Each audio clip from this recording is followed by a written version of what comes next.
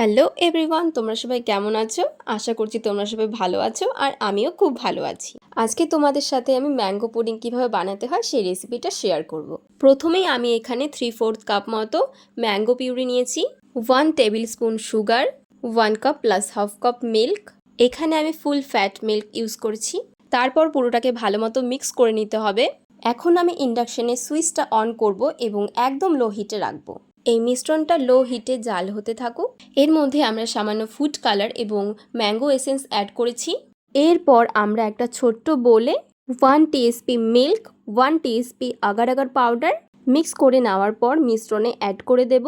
এরপর একটা বয়েল আসার অপেক্ষা করব। একটা বয়েল চলে আসলে পরে আমরা সুইচ অফ করে দেব।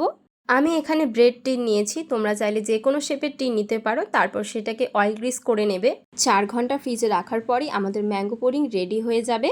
বাড়িতে অবশ্যই ট্রাই করে আমাকে জানিও এই রেসিপিটা তোমাদের কেমন লেগেছে।